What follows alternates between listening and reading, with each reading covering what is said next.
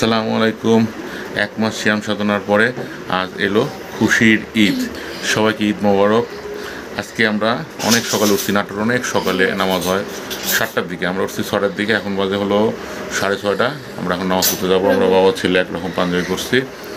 এখন আমরা একটু সেমাই লাচ্ছা খাবো, মানে সুন্নত মাইনে আমরা এখন নামাজ পড়তে যাবো। ঠিক আছে না? দেখা হবে মাঠে। হ্যাঁ আচ্ছা আচ্ছা, তোমাকে খাওয়া দেবো। বিসমিল্লাহ, একটু সুন্নত ইয়া করে দেওয়া লাগে। যাও, বিসমিল্লাহ রহমানির রহিম। একবার ঠিক আছে, আসে আমরা খাবো আবার। হ্যাঁ, বিসমিল্লাহ রহমানির রহিম।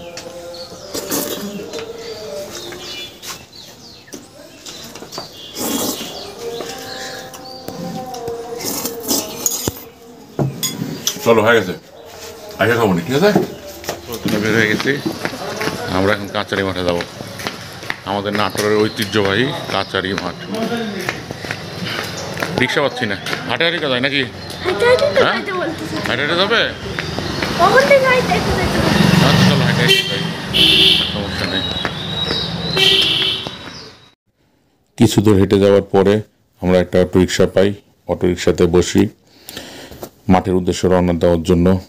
এই রাস্তাটা ঈদের দিন অনেক সাজানো থাকে, অনেক রং বেরঙের পোস্টার দিয়ে। আমরা ঈদগাহ মাঠে প্রবেশ করতেছি। এটাই নাটোরের প্রধান ঈদগাহ মাঠ।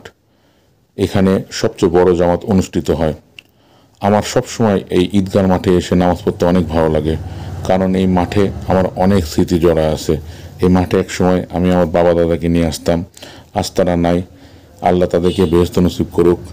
আজকে আমার বাবুকে যখন নিয়ে আসি তখন আমার মনে হয় বাবু যখন আমার হাত ধরে আসে, আমি একসময় আমার বাবা আর দাদার হাত ধরে এই মাঠে নামাজ পড়তে আসতাম। এই জন্য এই মাঠ বাদে অন্য কোথাও আমার নামাজ পড়তে ভালো লাগে না।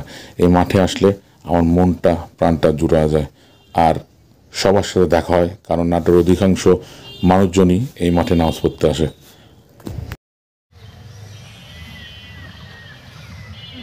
ঈদ মোবারক।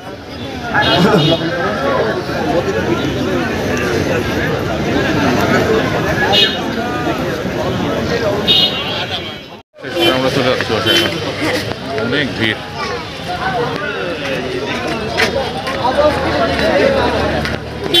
সেই বাবু খাইতে বসে গেছে। এই টাকা আমি বললাম একসাথে খাই, একসাথে খালি না কেন আমার সাথে? আচ্ছা ঠিক আছে, পরোটা খালি না কেন? ও তাই না, আচ্ছা খাও তাহলে, আমি একটু খাই নি। ঠিক আছে, তাহলে খাওয়া দাওয়া করে ওই বাসায় যাবো নাকি?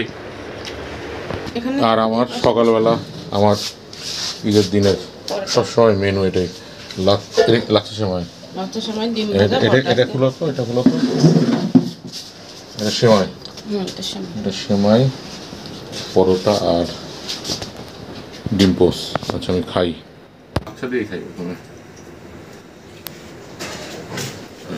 আচ্ছা এটা এখানে থাক। অনেক দুধ দিয়ে করছি বাচ্চা, অনেক দুধ দিয়ে করছি। দেখি, বিসমিল্লাহির রহমানির রহিম।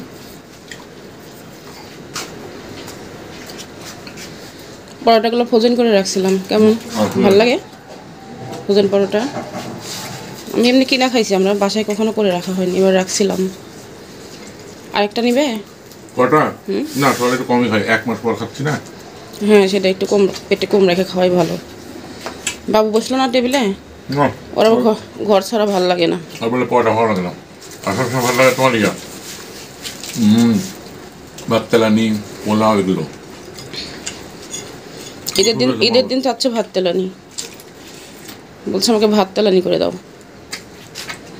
অনেকদিন 1 মাস পর সকাল নাস্তা করতেছি।